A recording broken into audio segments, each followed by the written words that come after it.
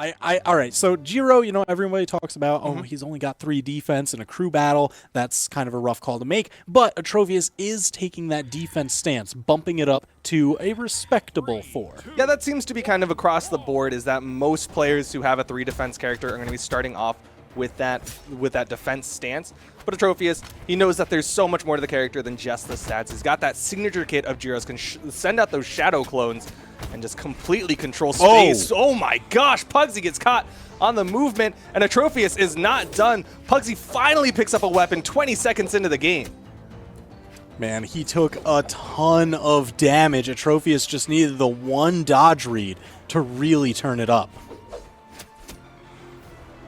Sending Pugsy off the edge, looking for the edge guard. That down like, oh, perfect dodge. Pugsy would have been gone there. That was so close, but Atrophius still in a strong position. Ground pound finishes off the first stock of Atrophius, and Atrophius so incredibly healthy on this 4 defense Jiro. All right, you see, he turned it over. He got rid of that sword. He primed his next scythe while also delaying the weapon spawn. He knows his scythe. He loves his scythe. He has been the original North American scythe player. Yep, Pugsy finding a couple dodges out of those scythe strings, but Atrophius always looking for more. And he's changing up the way he's following up off that neutral air. But Pugsy, great response in damage on this spear. Needs a little bit more. Might be looking for that kill option soon. Nair sends Atrophius off of the screen. Not enough to kill, though. Atrophius deep in the red. Pugsy really hunting with these signatures. Again, perfectly dodges the Shadow Clone. Pugsy's ready for that neutral signature. And the side signature connects. Pugsy able to even up the stocks. All right, priming another sword. He wants that nice stability. Atrophius with the sword as well. A little bit of a sword mirror match coming out between the red and blue team. Atrophius gets in on top of Pugsy. Downlight recovery, not enough to kill just yet. This Second time, one will do it. Just enough, and Atrophius up a full stock. Blue team looking clean. Huge lead for the blue team. And he's already starting up on this final stock of Pugsy. Got a little bit of an opener. Gonna be looking for another one. Likely will be setting up for that neutral air. There's the turnaround neutral air, but a great response from Pugsy. The wake-up attack. Man, he's really going to need these sword strings, but Atrophius just keeps getting him in strings of his own. I'm expecting Pugsy to start going for some of those more desperate offstage plays.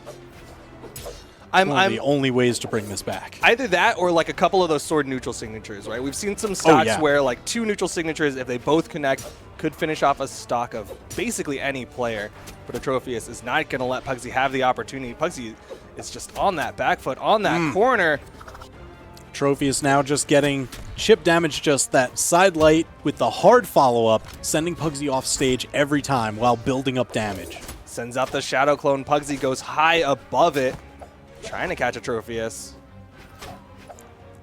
Now, this is where it's going to be big. I mean, Pugsy, he is so damaged, but if he can at least manage to take down Atrophius' stock before going down himself, he can set up his team in a better footing. Yeah, he'll be in an okay spot, that recovery. Pugsy is lucky that was so low because Atrophius sent him so high in the sky, but Pugsy is going to hold on to that stock for a hot minute. Almost gets sent off Down screen. off the edge. Oh, fighting his way back with the neutral air. That's that neutral signature you were talking about. Oh, just barely Atrophius able to avoid that side air. Pugsy almost gets this stock. The ground pound sends him off. Weapon toss. Reading the low movement, but Atrophius goes high, gets to the wall. Oh! Recovery from Atrophius gets the stock off of Pugsy, and that means he's going to be going in with 2 stocks up. Man, that was clutch at the end. I really thought Pugsy had Atrophius just in that edge guard, but he was able to just clip through that corner. Just barely. Get that uppercut in between the sword swings. Yeah, Pugsy was so close to giving his team just a little bit of a better position, being only 1 stock down as opposed to the 2 of Atrophius. Now the question is, who does the red team send in? Atrophius is just, he's so healthy, he's so strong, and he's got some crazy side stuff going on. All right, so you've got to think, do they send in Eggsoup? Okay. And just be like, okay, this kid, he needs to just go absolutely crazy, all those awesome highlight reels, burn his way through? Or do they send in LDZ, and just try and get him to avatar state and take out the next 6 stocks at least. I think they're going to send in LDZ. Basically, it's a question of which fate are they going to send in. Are they going to send in a more orb-centric fate or a more scythe-centric fate? And LDZ, a slightly more scythe-centric fate, wants to show Atrophius up, as Atrophius is kind of known for his scythe. Yeah, oh yeah. I mean, at least he'll be able to match that range of the down light. It is one of the favored starters for Scythe players just because of how far you can reach. Yeah, it goes pretty far, and fortunately, both of them have that now. They'll both have the Scythe down light. So it'll be incredible footsies, and that's going to matter a ton as we're returning back to Mammoth Fortress. It's the classic map. It's the one that we all know and love. LDZ versus Atrophius in game 2, but Atrophius is still the starter character of the blue team. LDZ needs to not take too much damage here and lose too many stocks trying to take out Atrophius. Yeah, I mean, Fate does have a ton of strength, so able to take those stocks pretty quickly. That's the sprint he's going to be looking for. Atrophius getting some solid anti-airs. LDZ almost with the dodge punch, but Atrophius staying just behind those neutralites. Trading back and forth between the two teams. Ooh. Damage, great movement, gets that down light, but LDZ response sends Atrophius away. Both of them jockeying back and forth. LDZ denying the weapon. He switched over to the orb. The side signature can reach incredibly far. The neutral signature, very fast. Trying to catch him with that neutral air, can set up to the recovery or that gravity cancel neutral signature. But Atrophius, just fantastic movement around this orb of LDZ. Ooh, LDZ getting a couple hits, knocking Atrophius around the stage, but not quite enough. He is still behind on damage. Weapon toss, LDZ back to the scythe. This is the weapon that he likes a little bit more for this character. Ooh, but Atrophius just answers everything. Oh, look out for that Shadow Clone. Sneaks in right behind it onto stage. Knows the hitboxing on that one. Gets past it. Atrophius going deep for that ground pound. LDZ trying to throw out some stars. Wants to finish the stock off of Atrophius, but he is so incredibly damaged here. A little bit of a falling Sair. Another Shadow Clone thrown out from Atrophius. Gotta be careful. I mean, LDZ, how has he survived this long? Look at him just in that barbecue sauce color. Still alive? The neutral light almost finishing off LDZ. The whip, that downlight whips Atrophius over the left side, and that is going to kill. LDZ takes the stock. He's looking all right, but he is incredibly damaged here on this first stock of his fate. Yep, I agree with Atrophius dashing in with that side air. He just needs a solid hit. That wasn't the one to do it, but on the edge guard, oh no, LDZ able to touch, sneaks right by that downlight. LDZ's movement around these corners has been crazy, but Atrophius plucking him off that, sending him out. Taking out 4 stocks off the red team. LDZ comes back. No weapon spawns as Atrophius completely denies it. Man, he keeps that weapon starve going. Swapping again to the sword. LDZ able to retreat back, get that scythe. Man, but Atrophius has already put a sizable amount of damage onto LDZ's second stock. Atrophius is doing well for himself to start off this matchup between red team and blue team.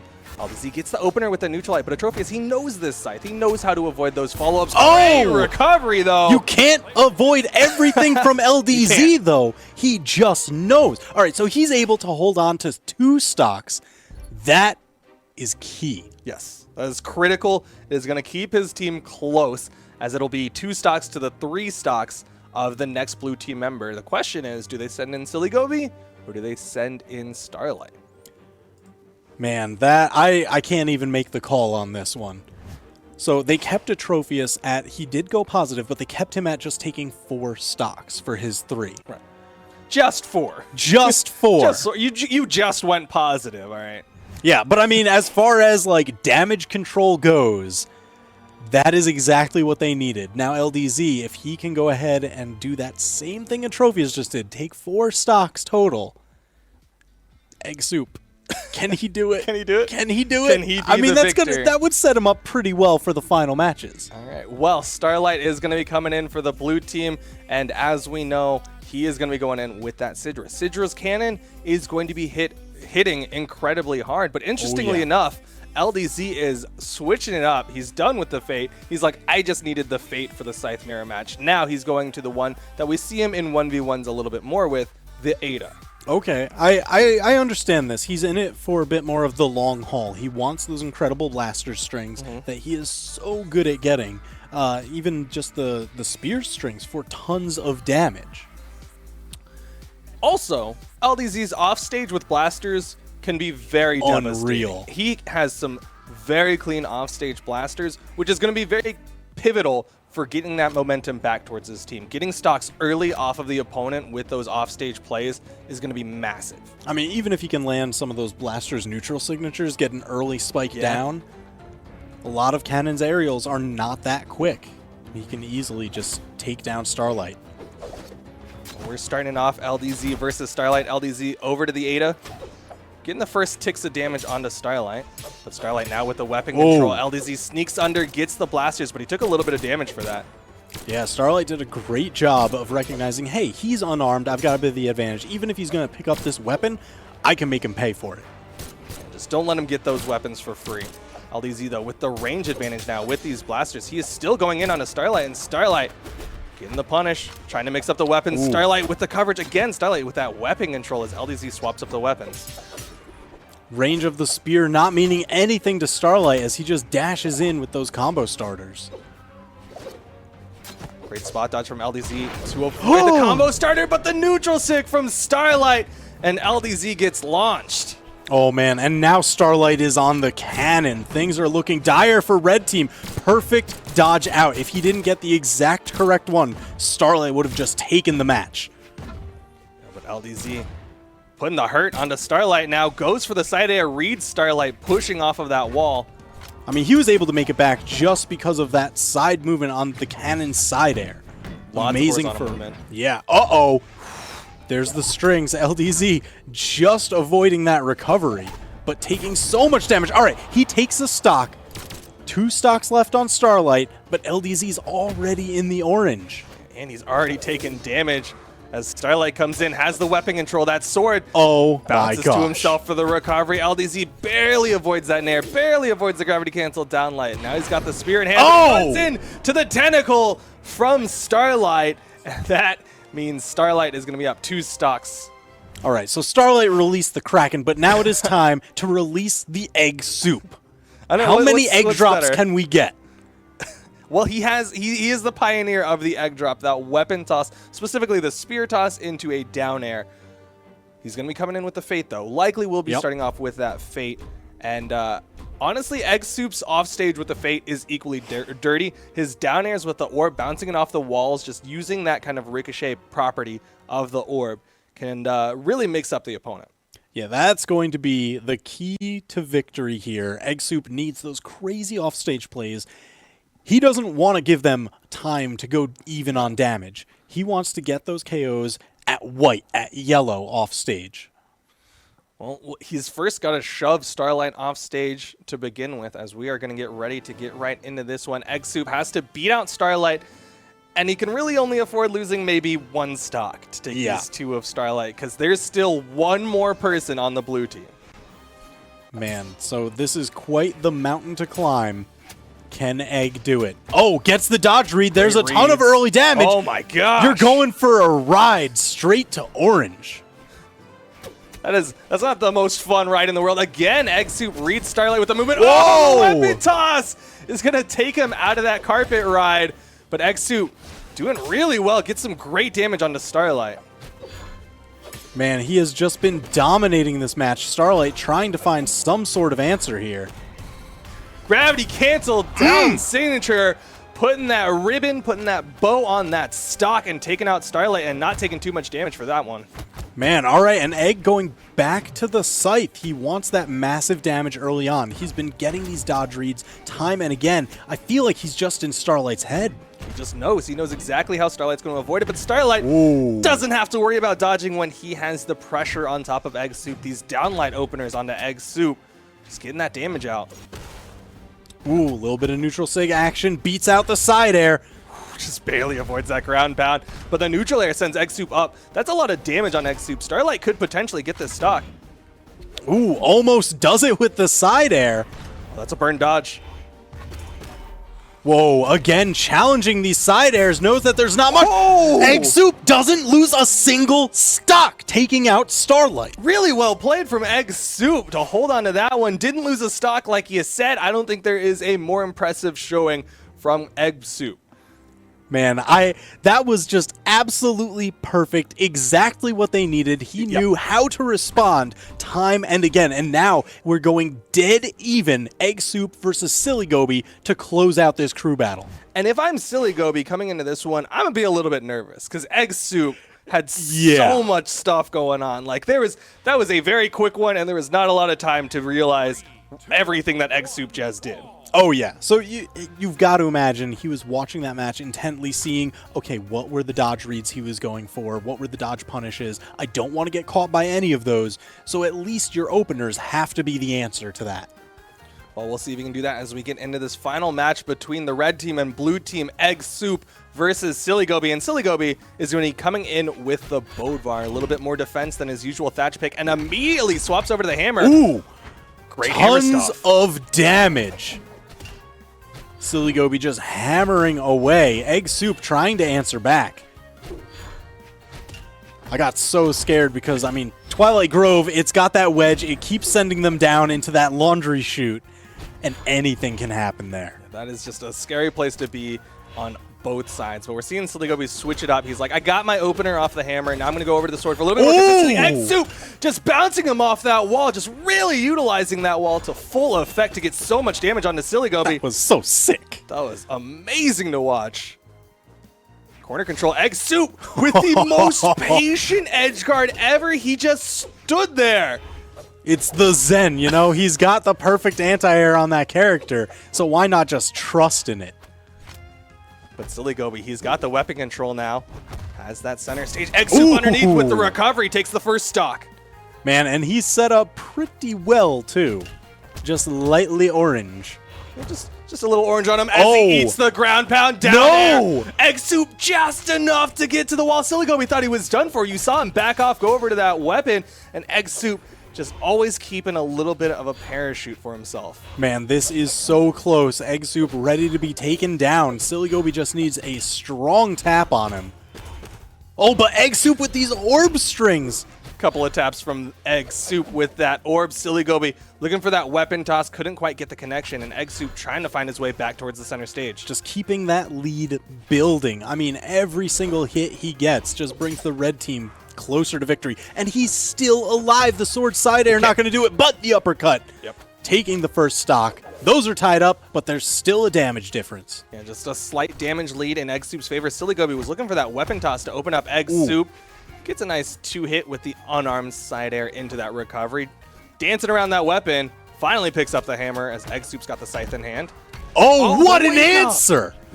My gosh, the perfect spot dodge through the follow-up into the hammer combo.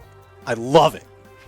That's why he wants this hammer for the matchup as Eggsoup again just utilizing that wall. Silly Goby has got to be careful about that positioning by that wall because Eggsoup is going to be looking for those wall bounces. I mean, every time he has used it to turn just a little bit of damage into a lot of damage. Silly Goby knows how that goes, though. Oh, no! Falls into the star! Just as the drawing was finished, Silly Goby finishing his second stock, Eggsoup just dancing on his head. He wasn't even, like, he just completely faked it out. Didn't look like he was going to be looking for a ground pound of all things there, and then just immediately just jumps up, ground pounds, stomps Silly Goby down, and Eggsoup, this could be it. This could be the red team's opportunity to get on the board. Man, I mean, and he's looking so good. The damage built up on Silly Goby just keeps on climbing, and Eggsoup still has 2 stocks. Goes for the neutral air, tries to get that side air follow-up. You saw him trying to position towards that right wall. Wants to just keep bouncing him off of that platform. All right, Silly Goby finds it. There's that hammer neutral air, sending Egg off the top. He didn't even need to be that damaged for it. Silly Goby finding it at just the perfect height. They were pretty high in the sky there. Silly Goby's going to be trying to cover this weapon now. Gets that scoop as Eggsoup picks up the scythe. Uh-oh. Deep in the red, Eggsoup threatening to charge that projectile. Yeah, those projectiles have that. Oh! The weapon toss. Silly Gobi, there's his dodge. He managed to just dive kick the corner. Still alive, but he's got to find his way to that weapon. Eggsoup hunting him all the while. He's trying to cover it. The side air will do it. The red team. They have grown week after week, and they are going to get one on the board. Can't go 0-6 in the pro. Oh my gosh. They've done it, Eggsoup.